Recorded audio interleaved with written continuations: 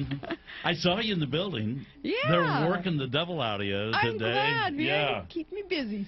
So, we were just talking about the economy and whether or not it's improving or not. We're getting this kind of a little bit of this, a little bit of that. USA Today has a story saying it's starting to improve.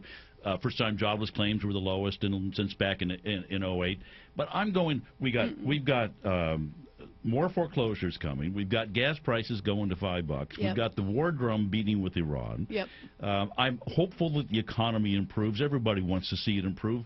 But last year at this time, Governor, we had the same little tease about the fact the economy was improving, and, well, it did not. No. Look at, the other indicators, not just that 8.3 unemployment number, and I beg to differ with that because I think that reflects a lot of people who have just left the job market. But look at the problems caused by our president's politics. When you talk about gas prices, we're talking about the president's efforts to manipulate the domestic supply of energy by not allowing the drilling, the building of a pipeline, and maybe new refineries to come online. It's a supply and demand issue we're talking about. And we've talked behind your back about this, is that, being the governor of Alaska, you arm wrestled those oil companies. That was that's the rap about you, is that you got into it with the oil companies in Alaska. My question I've always wanted to ask you is can't you do both? Can't you do alternative? Because I want to see the alternative investments, but you can't just turn off the switch on fossil fuels. No, it's this utopian thinking of our presidents and others on the left who would think that we can just transition into alternative fuels as clean green energy without developing our God-given conventional resources still that are there available. Yeah, I was the commissioner of oil and gas up there in Alaska, the chair of our commission regulating. At one point, Alaska supplied about 20% of our U.S. domestic supply of energy. So oil companies are very powerful up north, of course, and you just my taking on the oil companies basically just meant they have to play by the rules that democratically elected officials have laid out for them, and if they don't play by the rules, well, then you have to hold them to account. So that was kind of taking them on. But no, you can do both. We have to do both. We have to literally have that all in one. Three things. We do have to conserve, obviously. We have to develop conventionally. And yes, we have to go with the alternatives, too, because oil is a finite resource. You know that what's available today, once it's gone, it's gone. Yep.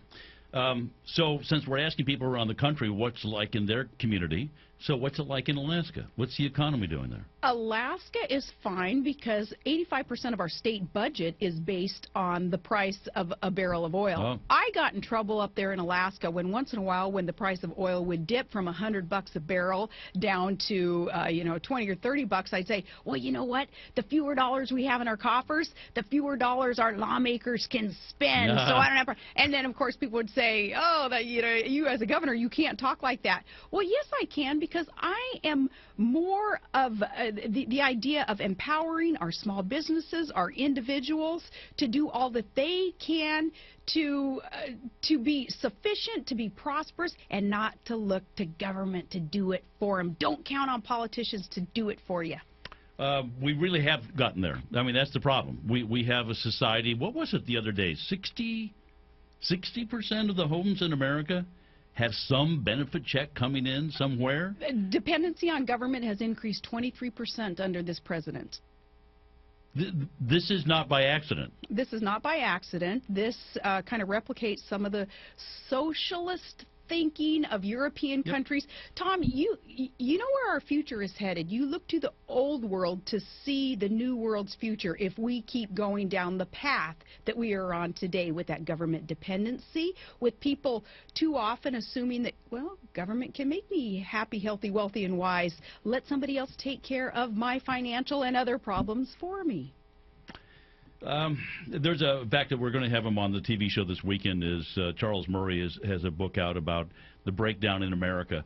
Sounds a little Santorum-ish about the American family.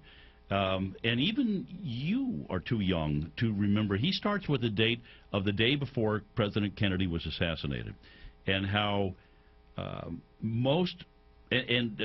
was most rich people, most poor people. most minorities, most majorities. 98% of the people that were adults were married. They mostly went to church. They may have been in different economic zones, but they all kind of had the same values. And we don't have that now. We're not even close to that. Now we're down to something like 47% of adults are married. We're at a minority. You know what, though? Look at my own, kind of thinking selfishly here. Look at my life situation and how perhaps some of the things that I personally have gone through can be used as an example of life happens. For instance, look at my daughter. She was a teenager. She was pregnant. She has this most beautiful baby now, but she recognizes, wow, life would have been a lot easier and made more sense had this happened to me a decade from now, once I had my education, if I were married and all that. However, life also is all about, and your chances for prosperity and for success are all about how you're going to deal with the circumstances that you're facing. My daughter Bristol decided, well, I'm going to do this then. I'm going to be independent and responsible. I will take responsibility. I will work extremely hard. She has 2 jobs. She works very, very hard. She's quite modest and humble about where she does spend her money so that she has a future for her son. She's reacted well to the circumstances that she has been in, and it's an example of, okay, life happens. It's not always perfect, ideal situations.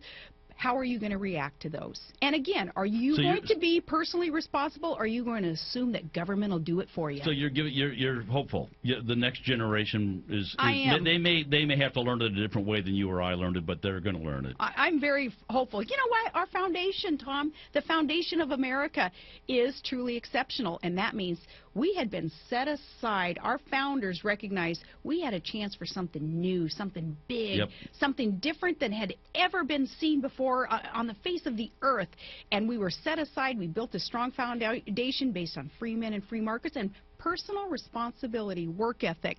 We have strayed from that. A lot of that foundation is sort of atrophied, but we can get it back. We need to teach our kids that work ethic. We need to teach them independence. Last question before you get out of here. Everybody's, of course, trying to figure out who you're for. And everybody else is trying to figure out who they're for. So with the changing winners in the Republican crowd, are you just going to, I mean, you've danced a little bit around, you know, let's keep the race going. But at this point, are you just... Are you trying to just avoid the whole thing? I have danced around that question so bad. I you know, I'd be voted off first of Dancing with the Stars if I had to keep this up. I tell you, I do want that process to continue. I love competition. I want our candidates to start concentrating on the main thing. The main thing is tell us what your solutions are. Tell us how you will help get this economy back on the right track instead of just kind of beating each other up. Allow that competition to continue so we find that right person to go up against Barack Obama's failed policies, and I shall endorse that GOP nominee. There you go. Governor Sarah Palin. Thank you. You're awesome, Tom. Tom. Nice surprise to see you today. Thank you. Appreciate it. Thanks so much. We'll be right back, folks. Don't go away.